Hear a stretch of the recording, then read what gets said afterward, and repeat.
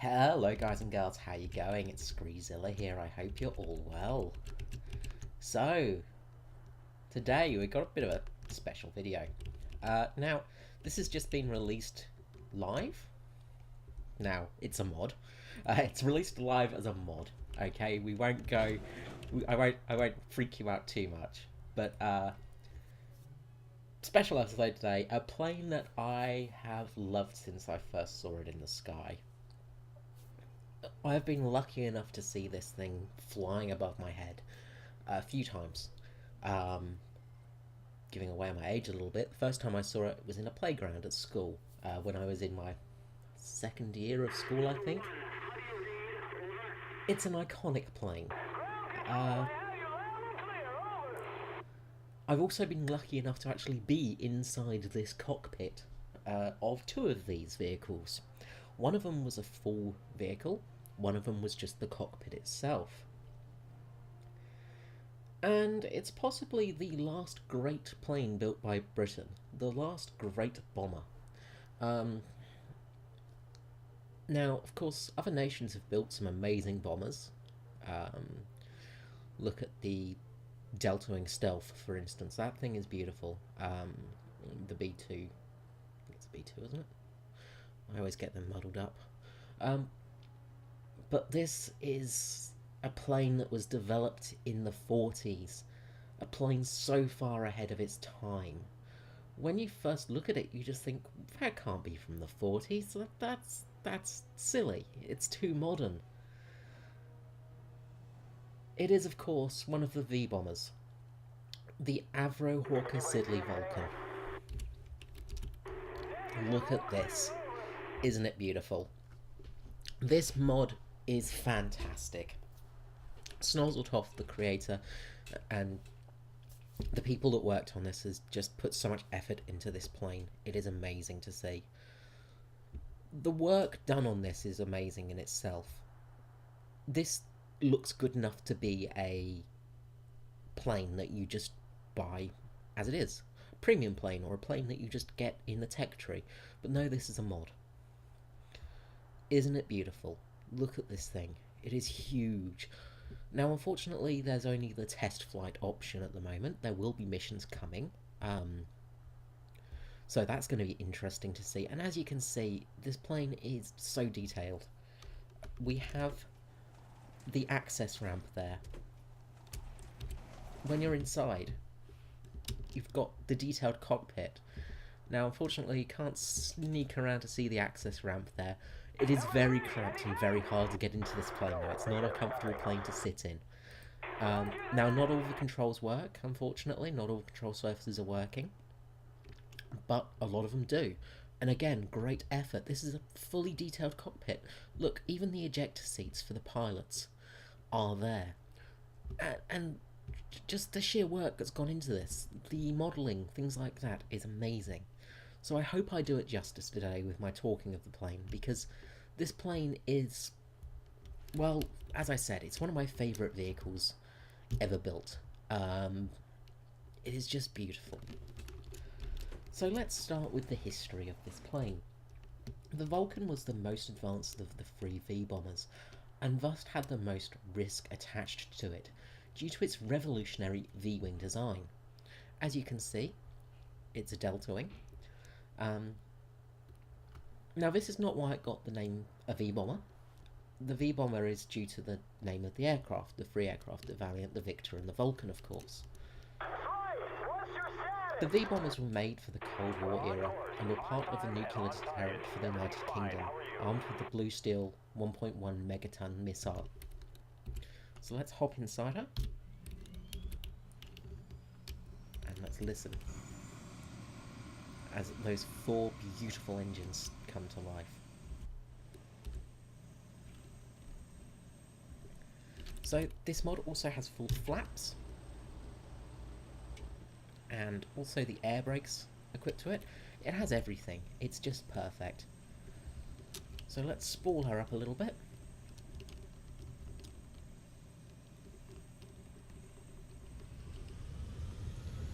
Listen to that engine roar to life. release our brakes here. Now we're going full throttle takeoff here. We're going like a Vulcan would with 15 minutes of notice. Pilots, crew scramble to the plane. It's a bit of a bumpy takeoff. The runway's not perfect. Getting up to speed now. Ease back on the control surface. And we're in the air. Switch to the external view. Put the flaps up. Now as you see, they're not flaps attached to the edge of the wings, these flaps. They're actually on the wing itself. Fantastic design. And now let's watch as the gear go up inside one. Just look at the detail in this. It's fantastic. And we're in the sky. Now the Vulcan has no defensive weaponry. Instead it relied upon speed and electronic countermeasures, which at the time were some of the most advanced in the world. Now we're going to start with a history of this plane.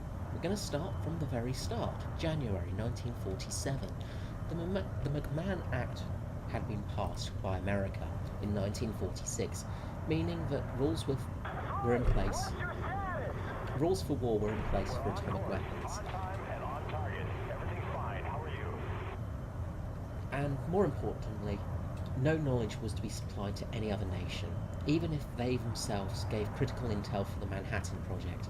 The Ministry of Supply issued specifications to the United Kingdom aviation industry for a new plane, a medium-range land-based bomber, able to carry one single 10,000-pound bomb. Now this would have been a nuclear bomb, of course, to a target 1,700 miles away, 2,800 kilometers, from a base located anywhere in the world. This meant they had to build a plane capable of landing and taking off anywhere in the world. So from Alaska to Australia, from any weather condition.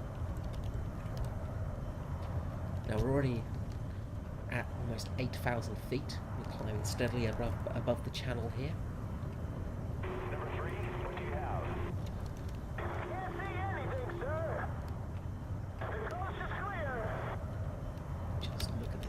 Sorry, I'm just taken aback again by the beauty of this plane. Now we're on the channel map here, so I don't know if we'll be able to get to France. The map is a little bit zoomed in, unfortunately. I can't zoom it out. Well, let's just keep climbing and see what happens. So they also wanted a cruise speed of 580 miles per hour, 930 kilometers per hour. At a height of between 35,000 feet, 11,000 meters, and 50,000 feet, 15,000 meters. These were the base numbers given. The maximum weight was not to exceed 100,000 pounds. Additionally, the plane was to be able to carry a load of 20,000 pounds of conventional bombs. Additionally, a heavy bomber manifest was also issued, with a range of 2,300 miles, 3,700 kilometers, with a maximum weight of 200,000 pounds. Blueprints were required by April of that year. 6 companies submitted documents for these planes, so they weren't given very long. From January to April they had to draw up this beast, to draw up the V-bombers, to draw up new planes, new vehicles that the world had never seen before.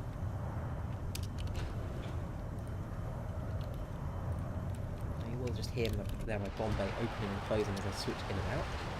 Let's just quickly open it. This also comes with a full bomb bay and a full complement of bombs as well. Isn't it just beautiful? We'll be reaching France anytime soon, I imagine.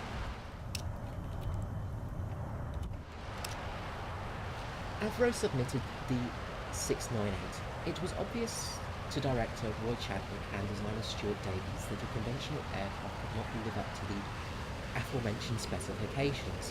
However, Avro knew little about high-speed flight.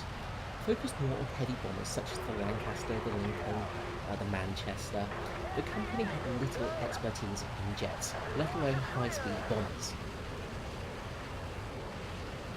Neither the Royal Aircraft Establishment or companies from America would shed much light on the witchcraft of high-speed planes, they instead looked back over documentation gained during the Second World War from Germany. They had experimented heavily with swept wing designs. They looked at wings of 45 degrees and had worked out that a conventional aircraft with such wings would double the weight requirement. However, the swept wings increased longitudinal stability. The team decided it would be possible then to remove the tail empennage along with the supporting fuselage, and it thus became a swept-back flying wing, with only a forward fuselage and twin vertical stabilizer fins on the tip of each wing. Now, the original design actually had the upward stabilizers on the edge of the wings rather than in the centre. The original design also had 4 engines stacked in pairs either side of the central line, so that the engines would sort of be above each other, not side to side. This is similar to the Short brothers version of the rule interpretation. The bomb bays would also be either side of the bomb bay of the engines, so the bombs would actually be in the wings. Okay, we're reaching the edge of the battlefield as we come up to France. Let's just turn around, head back. Making a very high speed turn here. Not in time to get sent back to England with the tail between our legs. Now we're almost at 30,000 feet here. As I've been talking, we've been steadily climbing at increased speeds. As you can tell, this plane has a ridiculous climb speed. Now, the original design also only had a very small forward fuselage. This was later changed. Now, the plane at this stage was going to be 50% over its maximum weight, so these designs were soon scrapped. August of 1947, sadly Boyd Chapman was killed while testing the Avro Tudor 2 prototype. This was basically an Avro Lincoln made into a passenger plane. William Farron took his place. The plane started to take shape. Reduction in wing thickness meant the dual bomb bays were scrapped and placed into a slightly longer fuselage. Wingtip fins were replaced by a lone fin in the centre of the plane at the rear.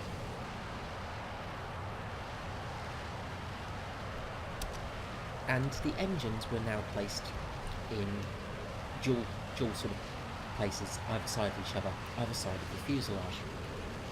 A blow was dealt to Avro with the fact that Handley Page had been given the green light for their crescent-winged HP-80, later to be known as the Victor, in November of 1947, although many considered the Avro option to be the best contract for Vulcan. Sorry, that was completely poorly written on my part. Although many considered the Avro to be the best option.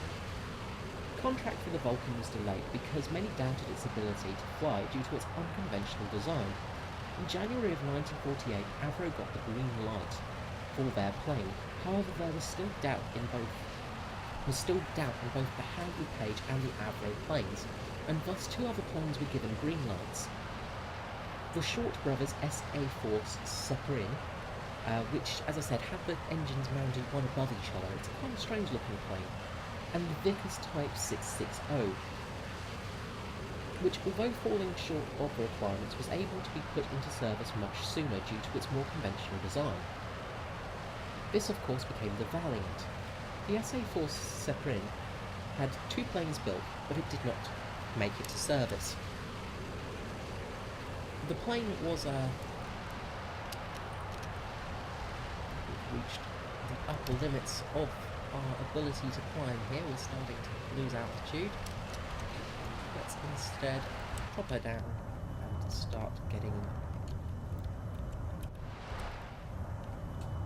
a cruising speed. There we go. The SA-4, 2 planes were built, but they were later scrapped, unfortunately. It's an interesting plane to look at, though, and one of the last sort of bombers built by Short Brothers, who of course have the Sunderland in game. Come September of 1949, due to Avro not having any experience flying the Delta Wing planes, they needed to experiment before they built the bomber. They built 4 scale model planes, the 707. This was a single-man piloted scale model of the Vulcan. I can't remember the exact measurements now. It was basically 1/3, I think, of the original plane. Although the 707 program did not really contribute much to the finished bomber, it did show proof of concept work. It also showed that they needed to extend the fuselage slightly. They changed the landing gear setup, a few little modifications like that. Sadly, in the first month of flights for the 707, test pilot, Flight Lieutenant Eric Elser was killed, flying the second plane. More influential to Vulcan's design was wind tunnel testing, which pointed out a wing redesign was needed to avoid compressibility drag issues, which would have greatly restricted minimum speed of the plane. These designs were soon put into effect. 30th of August 1952, painted gloss white, the prototype VX770 flew for the first time. Royal Flag took her to the sky alone. The plane was fitted with a single ejection seat and a conventional control wheel. No joystick for the plane back then. As you can see, the plane has a more fighter-esque joystick rather than a control wheel. The original plane, though, had a control wheel similar to that of the sort of current bombers of the war, like the Lancaster and the B-17, you know, a steering wheel on a stick rather than a stick with pedals. Number 3, what do you have? Can't see anything, sir. Fitted with full Rolls-Royce RA3 Avon engines and housing its fuel tank in the bomb bay, it took to the sky. Later that year, it appeared at the Farnborough Air Show, performing a vertical bank, leaving many a spectator aghast with their jaws lowered. The plane still had no name. Originally it was to be named the Ottawa, in honour of Avro Canada, and their efforts put into the design of many planes and war efforts. However, speculation of the name led to many other variants. The Albion was a very strong frontrunner, along with the Avenger, the Apollo, and the Asagi. Now, I may have pronounced that wrong, but it's basically a spear or a javelin used by, I think, an African tribe, possibly Zulus. But there were many other tribes that used these spears. It was, however, the chief of the air staff who wanted a V-class of bomber, and the following month the Air Council named her the Vulcan, after the Roman god of fire and destruction. A rather apt name, if it had ever to deliver its blue steel missile. Being a nuclear bomb, or nuclear missile, a god of fire and destruction is a rather fitting name for it. In 1953, two prototype Vulcans were now in the air. At Farnborough that year, they flew with the 4 remaining scale model prototypes. In September of that year, the plane was fitted with a fighter-style control stick. They also discovered the wing had a nasty issue when approaching Mach 1. It entered a uncontrollable dive. This of course was no good to the plane. This led to a Phase 2 wing that featured a kink and dropped leading edge. As you can see, it just like kinks and drops just at the leading edges there. Along with a automac trimmer. This would mean that the plane had a nose-up altitude when flying at high speeds, meaning the pilot had to push down on the stick rather than pull up to keep it at level flight.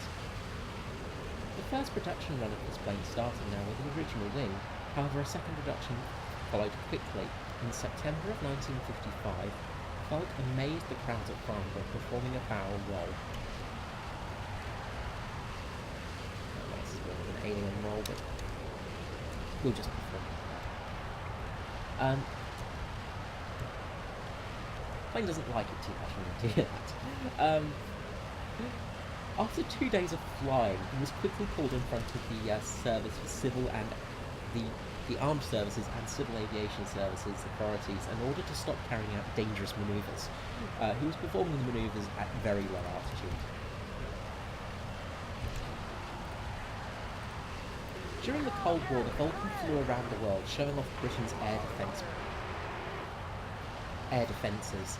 The plane was capable of flying non-stop from England to Sydney with only 3 in-air refuelling stops needed. Well, not really stops, but 3 in-air refuelling needed. This was 20 hours of flying. It also flew to America for many tests and air shows, as well as the NORAD defence operations, where it would play the part of Russian bombers. In 1974, this proved to be useful as it showed mainland America was not as heavily defended as once thought. In Operation Giant Voice, it managed to avoid all the US Army Air Force interceptors for an attack, a feat the Americans thought impossible. This meant the Americans had a huge gap in their air defences and needed to rethink a few things. The plane was designed to carry all of England's nuclear deterrent, from the Blue Danube bomb, gravity bombs, to the WE-177C gravity bomb, along with the Blue Steel nuclear missile. It was a long-standing part of the 15-minute readiness program, which I did mention before.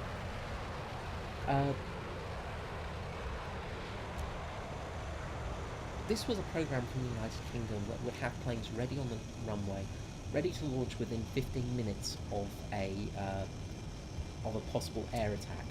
So they would basically have the planes fueled, ready, all the crews up and ready to go. Pilots, navigators, bombers, everybody was ready and waiting for the scramble. It's put an immense stress on the crews. I actually knew a couple of pilots that flew in the program, and they would tell me, they told their wives, for instance, that if they saw the plane take off, their wives were to run to the countryside and hide, because it meant that a nuclear attack was coming. This was also put into effect many times. The planes took off on many occasions, mainly for tests and training runs, but the pilots were not told, neither were the bombers. They had live nuclear weapons on board and took off without knowing if they were actually going to drop the bomb or not. A rather scary thing to think of. It was not until 1982 that the Vulcan was tested in combat, around about 1 year prior to its decommission. During the Falklands War, the V-bombers were used in Operation Black Buck. Each aircraft flew almost 3,900 miles from the Ascension Islands to Port Stanley of the Falkland Islands. This at the time was the longest operational flight for a bomber of all time. Non-stop operational flight, I mean.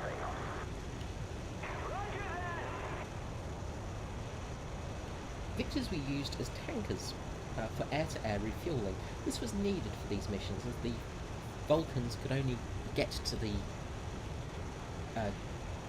their destination, the Falkland Islands. The Vulcans needed refuelling to get back home.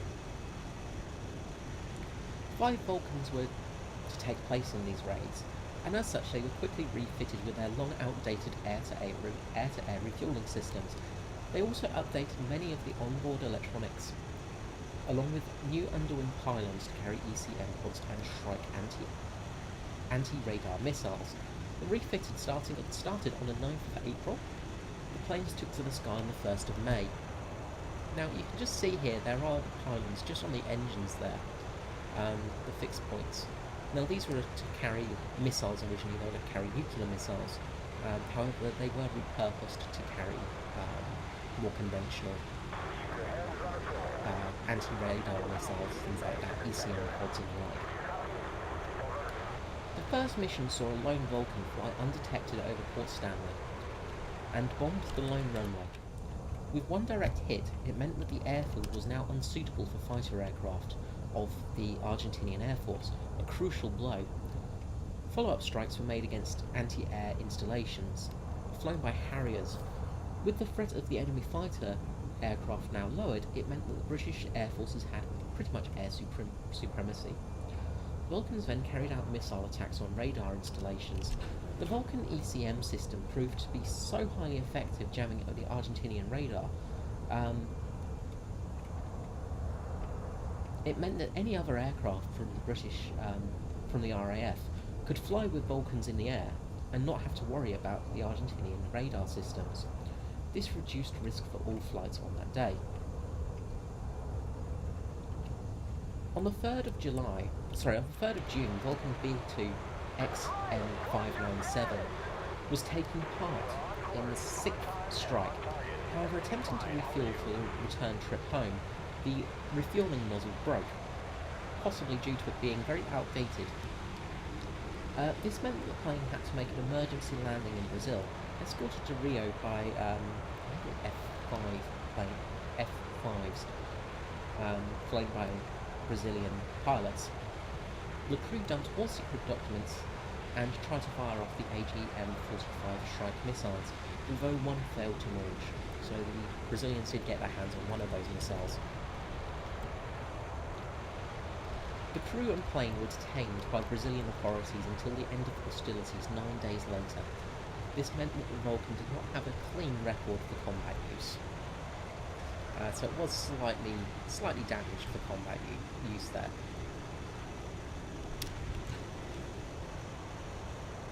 After the war, the RAF Victor tankers had taken the hammering. With much of their airframe fatigue life used in the conflict, this meant the RAF needed a stopgap plan while they waited for new tankers. This gave the Vulcan a reprieve, and meant that it had a little bit of an extended life. The Vulcan was due for withdrawal in 1983.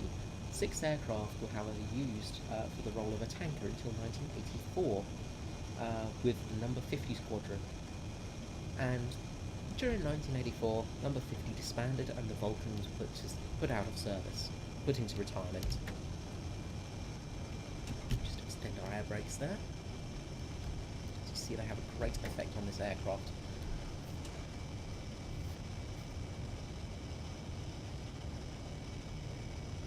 Two Vulcans were kept on with the RAF as part of the Vulcan display team, and they flew until 1992, when the MOD determined it was too costly to keep them running. These planes both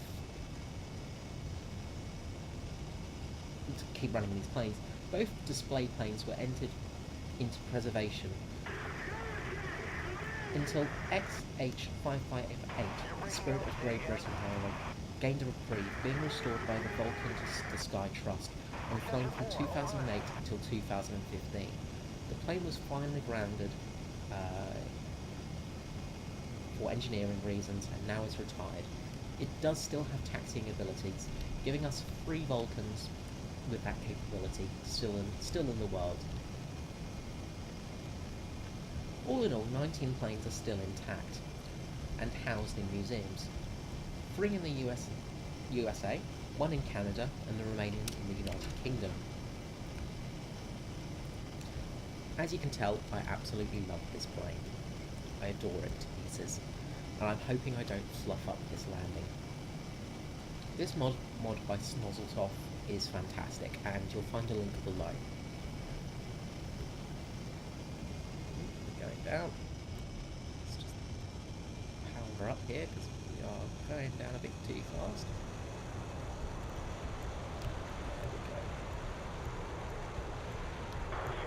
We're all able to enjoy this plane at the moment. It is just a free flight mode, sadly, due to, well, sadly, but it's still amazing to have free flight mode.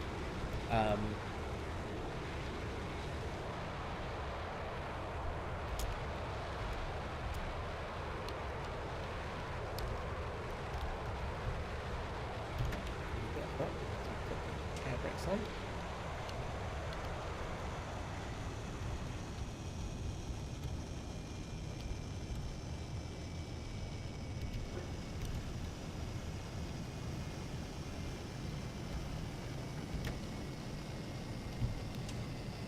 Down.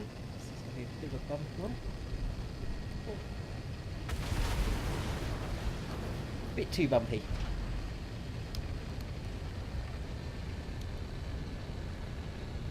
Little bit too bumpy there. But we're fine. We're all fine. Everything is fine. Everything is fine. As you can see, it's using its amazing Harrier type ability to hover at the moment. A little bit of a rough landing there. I came in a little bit too slow, but at least I didn't completely fluff up the landing. At least the plane is still somewhat alive. And as you can see, the ladder is now put down to keep the aircraft hovering in midair, and it's fine. Okay. As I said, unfortunately at the moment, there is only this one mission available, which is free flight. But there will be actual missions for this plane coming soon. Let's just leave this one and hop in a new one. This mod is absolutely amazing. It's just fantastic. Look at it. You've got a Vulcan Warfighter. What more could you want? Now, although the cockpit is there and pretty well detailed, it still has a lot of work to do. Most of the dials and controls do not yet work. But in all honesty, for the amount of work that's been put into this mod, you can't complain about that. It also does carry the bomb load, as I said. Let's just drop out all our bombs here. There you go, a mass drop. 21,000 pounds of bombs there.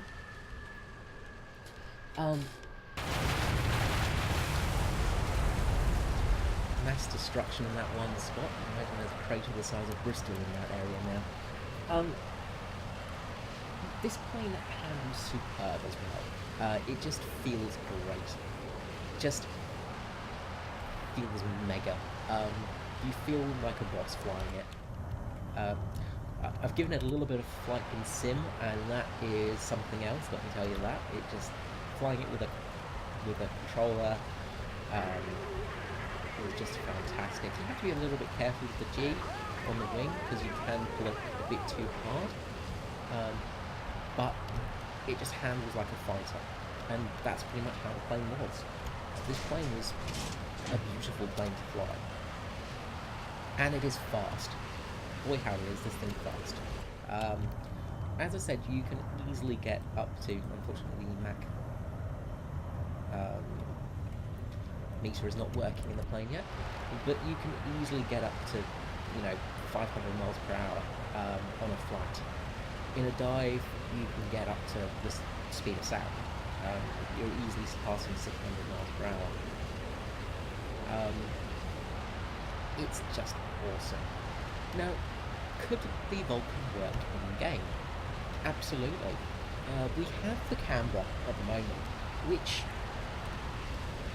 the Vulcan sort of replaced, but the camera was still in action when the Vulcan was around.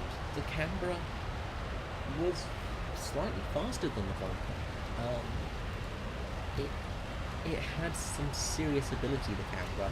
Now, I say faster, it was some modified versions that were faster. It wasn't the standard military version that was faster. But it had some amazing airspeed records. The Vulcan could definitely work as a heavy bomber for late tier games. At the moment, we have the B-29 and the TB4. We've got prop-driven bombers. Things like the Bear could easily come into effect here, starting them at a much higher altitude, a little bit further away, making a change to the bombing system so it's not just kill the bases and instantly win. These things could all be put into the game to make it slightly more fair for bombers to be around. So, yeah, in my mind, it could absolutely work. Now, as I said, I've put in the link below the plane, so you can yourself fly it. I would highly recommend downloading and flying this and showing some support to the mod author, Snozzletop, because he has done an amazing job. He or she, I imagine so. with now. Everybody that worked on this mod, everybody that did testing on this mod has done a fantastic job. And really, this is something that could very easily be put into effect in the game right now, and it would not look out of place next to any other plane. Another great thing is there is the X-ray view. It's just fantastic. Unfortunately, you do just have the lone pilot in this variant. Although you do have all the crew in there when you eject, there is just the lone pilot in this X-ray view. This plane carried up to 6, I believe, men. The pilot, the co-pilot, navigator, bomber, things like that. This variant is also, I believe it's one of the earlier ones because it hasn't got it's got the fully enclosed nose to it. They did, of course, have the bomber view at the front, and the bomber sitting at the front, along with the top a photo system, so a camera sitting up there as well. Although we do have the camera housed in that box just there in the bombing instruments, so this might as well be a later one. Well, I never remember which variant was which off the top of my head. But enough of me rambling. Enough of everything. This is pretty much the end of the video. I hope you enjoyed it. Please give me a like and subscribe and things like that. Let me know in the comments below what you thought about this video as well, just on the history of this. I'm sorry it's not more of an action-packed video. I would love to add a more action-packed variant in here, but as I said, we don't yet have the missions for it in-game. But of course, when they do come, we will sure to use them. An interesting bug at the moment, though, is when you do turn the plane upside down, it does cut the engines out.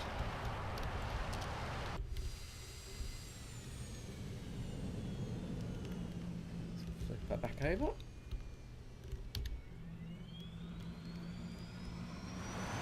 Fire them back up. Just such well done. This mod is so well done. Okay guys, look, I hope you enjoyed the video, and I will catch you again soon. This is Screezilla out. Thank you all for watching.